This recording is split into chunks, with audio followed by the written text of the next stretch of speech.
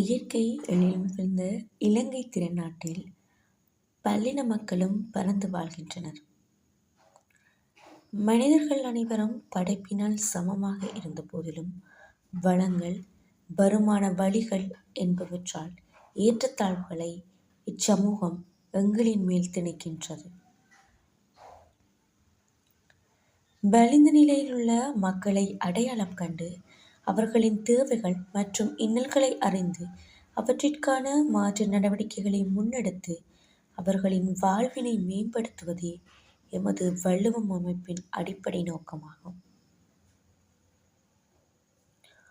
வள்ளுவம் அறக்கட்டளையானது கடந்த 2022ஆம் ஆண்டு ஜூன் மாதம் தேவையுடைய மக்களின் தேவைகளை நிறைவேற்றி அவர்களுக்கான சமூக பணியை ஆற்றுவதற்காக ஆரம்பிக்கப்பட்டது. யுத்தத்தினால் பாதிப்புற்ற தமிழ் சமூகத்திற்கு பணியாற்ற வேண்டும் என்பதே எமது ஒரே நோக்காக இருந்தது.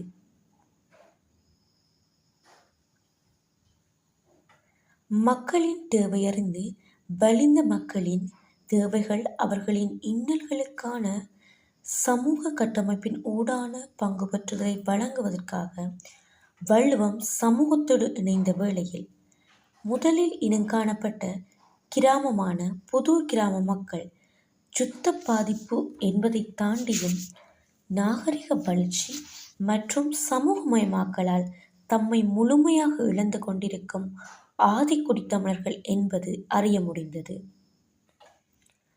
அந்த சமூகத்தை சார்ந்த மக்கள் பொருளாதார, கலாச்சார மற்றும் சமூக ரீதியாகவும் பாதிப்படைந்த வண்ணமே இருந்தனர்.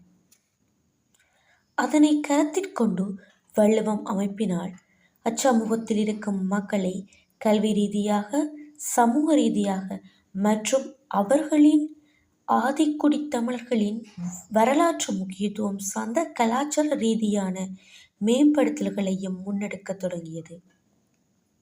அதன் அடிப்படையில் புதூர் கிராமத்தில் மாலை நேர வகுப்பு கற்றல்கள் மாணவர்களுக்காக ஆரம்பிக்கப்பட்டதோடு சமூக ரீதியாக அங்கிருக்கும் குடும்பங்களின் தேவைப்பாடுகள் படிப்படியாக நிறைவேற்றப்பட தொடங்கின. 2022 ஜூன் மாதம் தொடக்கம் இன்று வரை வள்ளுவம் அறக்கட்டளையானது புதூர் கிராமத்தை தொடர்ந்து ஆதிக்குடி தமிழர்கள் தொடர்புபட்ட கெல்லரிப்புவெருகள் மற்றும் வாழைச்சேனை பிரதேச பிரிவுக்குட்பட்ட கருங்காலிச்சோலை ஆகிய கிராமங்களிலும் பணியாற்றி வருகின்றது. கருங்காலிச்சோலை கிராமமானது கோர்லப்பற்று வாழைச்சேனை பிரதேச பிரிவில் பேத்தாளை எனும் கிராம சேவையாளர் பிரிவிற்குள் அடங்கும் ஓர் கிராமமாகும். இக்கிராமத்தில் மட்டி தொழிலை ஜீவனோபாய தொழிலாக மேற்கொள்ளும் 45 குடும்பங்கள் வள்ளுவம் அமைப்பின் கீழ் சமூக மேம்பாட்டு செயற்பாட்டில் உள்வாங்கப்பட்டுள்ளனர். மட்டி தொழிலை பிரதான தொழிலாக கொண்ட இந்த 45 குடும்பங்களும் ஆதிக்குடி தமிழர்களின் தொடர்புபட்டவர்களாவர். இதன் அடிப்படையில் தங்களுடைய பாரம்பரிய தொழிலான மட்டி தொழிலை இவர்கள் மேற்கொண்டு வருகின்றனர்.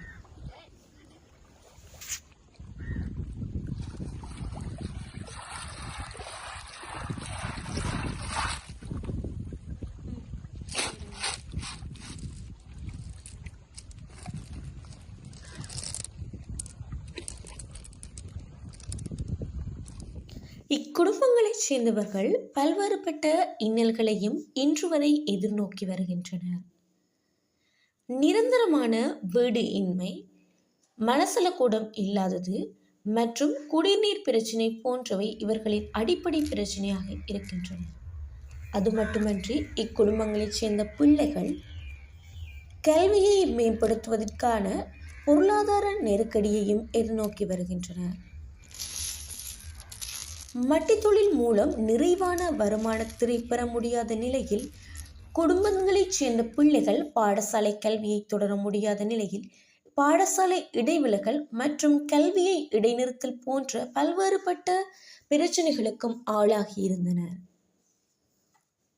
வள்ளுவம் சமூக மேம்பாட்டு செயற்பாடின் ஊடாக உள்வாங்கப்பட்ட பின்னர் மாணவர்களுக்கான மாலை நேர வகுப்புகள் மற்றும் இரவு நேர பிரத்யேக கற்றல், இளம் பெற்றோரிற்கான வழிகாட்டல் கருத்தரங்குகள், குடும்பங்களுக்கான வழிகாட்டல் கருத்தரங்குகள், ஆண்களுக்கான சிறப்பு கலந்துரையாடல்கள், விளையாட்டுக்கள், அவர்களின் பாரம்பரிய அம்சங்களான தைப்பொங்கல் விழா என பல்வேறுபட்ட செயற்பாடுகளின் ஊடாக இவர்களை மேம்படுத்துவதற்காக நாங்கள் பணியாற்றி வருகின்றோம். அதிக மழைக்காலங்களில் மட்டி தொழிலை மேற்கொள்ள முடியாத சூழ்நிலைக்கு இவர்கள் தள்ளப்படுகின்றனர். அந்நிலையில் மாற்று தொழில் முதல்களை மேற்கொள்வதற்கான திறன் மற்றும் பொருளாதார நெருக்கடி இருப்பதன் காரணமாக வருமானம் இன்றைய நிலையில் உணவுக்கான போராட்டத்தினையும் இவர்கள் எதிர்நோக்கி வருகின்றனர். கல்வியினூடான அபிவிருத்தி மிகையாகாது. அந்த வகையில் 3 கிராமங்களிலும் கற்பித்தல் செயற்பாடுகளோடு இணைந்து வள்ளுவம் அமைப்பினால் சனசமூக நிலையங்கள் ஸ்தாபிக்கப்பட்டு சனசமூக நிலையங்களில் வாசிகசாலை அமைப்புகள் உருவாக்கப்பட்டுள்ளன. இவ்வாசிகசாலை அமைப்புகளை சிறுவர்கள், இளம்பெற்றோர்கள் மற்றும் கற்றல் ஆர்வமுள்ள குடும்பத்தினரும் பயன்படுத்தி வருகின்றனர். வாசிகசாலை செயற்பாடு மட்டுமின்றி விளையாட்டு செயற்பாடுகளும் சனசமூக நிலையத்தில் இடம்பெற்று வருகின்றது.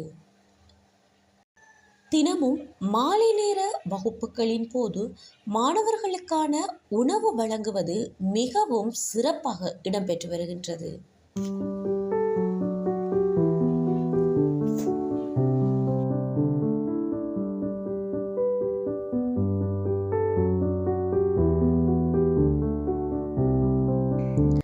நவீனமயப்படுத்தப்பட்ட இச்சூழலில் நாமும் தொழில்நுட்ப அறிவை வளர்த்து கொள்ள வேண்டியது அவசியமாகின்றது. அந்த வகையில் 3 கிராமங்களிலும் வள்ளுவம் அமைப்பினால் ஒவ்வொரு மடிக்கணினி வீதம் வழங்கப்பட்டு அவர்களுக்கு மடிக்கணினி பயன்பாடு மற்றும் ஜூம் செயலி ஊடாக பல்வேறுபட்ட கலந்துரையாடல்களும் நடத்தப்பட்டு வருகின்றது.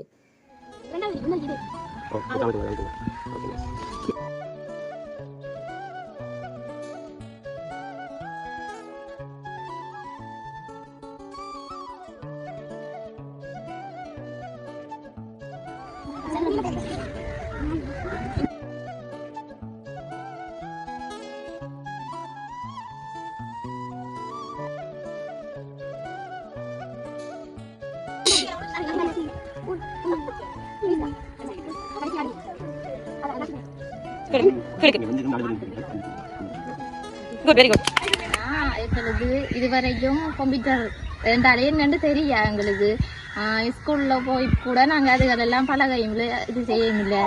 நீங்க எங்களுக்கு அதை பழகி இது செஞ்சுதான் நன்றி. என்ன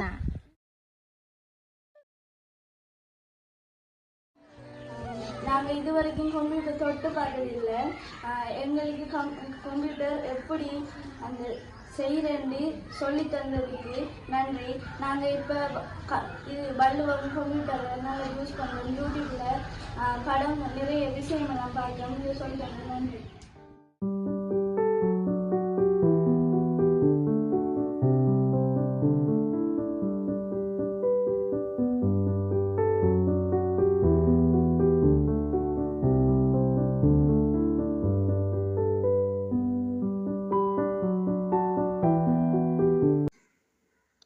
இந்த 3 கிராமத்தில் இருக்கும் சிறுவர்களையும் இளம் பெற்றோர்களையும் உள்வாங்கி நற்போலி எனப்படும் ஒரு ஜூம் செயற்திட்டம் ஊடாக வேறு நாடுகளில் இருக்கும் பிள்ளைகளுடன் மற்றும் இளம் பெற்றோருடனும் கலந்துரையாடி அறிவாற்றல் விருத்திக்கான செயற்பாடும் மேற்கொள்ளப்பட்டு வருகின்றது. கல்லரிப்பூ கிராமமானது கொர்லைப்பற்று வடக்கு வாகரை பிரதேச செயலக பிரிவில் எல்லை கிராமமாகவே காணப்படுகின்றது.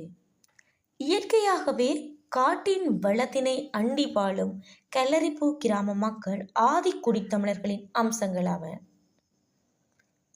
கிராமத்தில் இருப்பவர்கள் காட்டில் இயற்கையாக கிடைக்கும் பாலப்பழம், வீரப்பழம், கிளாப்பழம், நாவல் பழம், விளாம்பழம் போன்ற பழங்களையும் அதே நேரம் காட்டில் விளையும் சில மருத்துவ குணம் கொண்ட காய்கறிகளையும் எடுத்து வந்து வீதியில் நின்று விற்று அதிலிருந்து வரும் பணத்தின் மூலமே தமது வாழ்வாதாரத்தை நடத்தி வருகின்றனர்.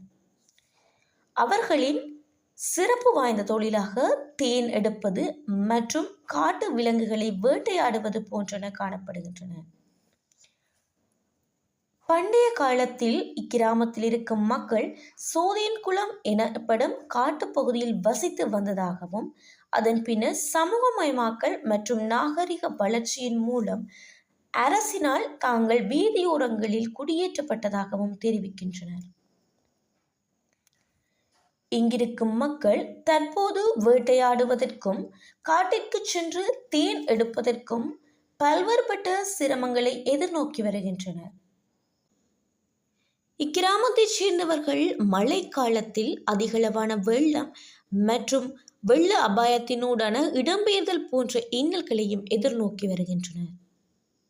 இக்கிராமத்தில் உள்ள சிறுவர்கள் கல்வியினை பெற்றுக்கொள்வதற்காக பல மைல் தூரம் நடந்து அல்லது பொது போக்குவரத்து அற்ற நிலையில் தனி போக்குவரத்துகளின் மூலமே செல்லக்கூடிய ஒரு நிலை இருப்பது அவர்களுடைய சவாலாகவே காணப்படுகின்றது.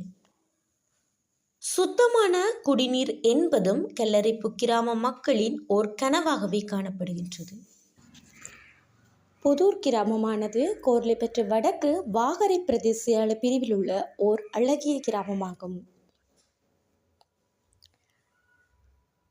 இக்கிராமத்தில் உள்ள மக்கள் ஆரம்ப காலத்தில் காட்டுப்பகுதியில் வசித்து வந்ததாகவும் சமூகமயமாக்கல் மற்றும் நாகரிக வளர்ச்சியின் பிற்பாடு இவர்கள் அரசினால் வீதியோரங்களில் குடியேற்றப்பட்டதாகவும் அறிய முடிகின்றது. இங்குள்ள மக்களின் ஜீவனோபாய தொழிலாக பண்டைய காலம் முதல் தாம் பின்பற்றி வந்த வேட்டையாடுதல், காடுகளுக்கு சென்று தேன் எடுத்தல் மற்றும் காடுகளில் கிடைக்கும் அரிய வகை பழங்களை வீதிக்கு எடுத்து வைத்து விற்றல் போன்ற செயற்பாடுகளையே இன்று வரை செய்து வருகின்றனர். நாங்கள் இருந்த செல்லுங்க பாருங்க, சோதியங்குளத்திலிருந்து இருந்து வந்து இந்த அருகே மானாவளி அருகே இந்த ஆற்றுக்கு அங்கால இருந்து இந்தியன் வந்த காலம் இந்திய இராணுவம் வந்து தான் எங்களை எழுப்பி கொண்டு வந்து இந்த மக்களோட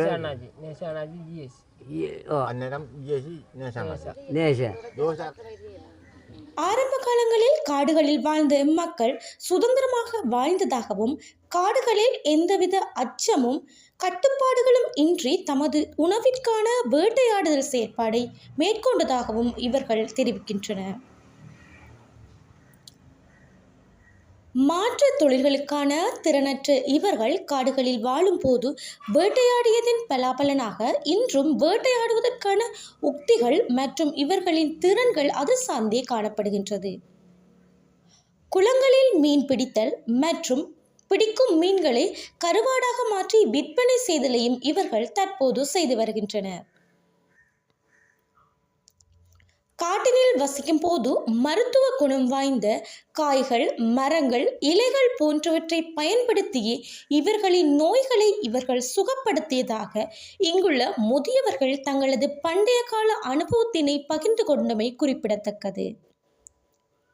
இம்மக்கள் அரசினால் குடியேற்றப்பட்டதன் பின்னர் நிரந்தர வீடின்மை மற்றும் மலசலக்கூட வசதிகள் இல்லாதமை, அவர்களின் கலாச்சாரம் மற்றும் பண்பாடுகளை பின்பற்றுவதற்கான சாத்தியக்கூறுகளான சமூக அமைப்புகள் இல்லாமை போன்றவை இவர்கள் எதிர்நோக்கும் பாரிய பிரச்சனைகளாகும். குறிப்பிட்ட சிலருக்கு நிரந்தர வீடமைப்புகள் வழங்கப்பட்ட போதிலும் முழுமையான வீடமைப்புகள் அக்கிராமத்தில் உள்ள மக்களுக்கு கிடைக்கப்பெறவில்லை. இங்குள்ள மக்கள் ஆதிக்குடி தமிழர்கள் என்பது மிகவும் குறிப்பிடத்தக்க ஒரு விடயம். இவர்களிடமிருந்து பண்டைய சமூகத்தினர் பின்பற்றிய வழிபாட்டு முறைகள், கலாச்சார பின்பற்றுதல்கள் தாண்டியும் அவர்களின் காடு வாழ்க்கை சார்ந்த நுட்ப முறைகளும் இன்று வரை இவர்களிடத்திலே காணப்படுகின்றது.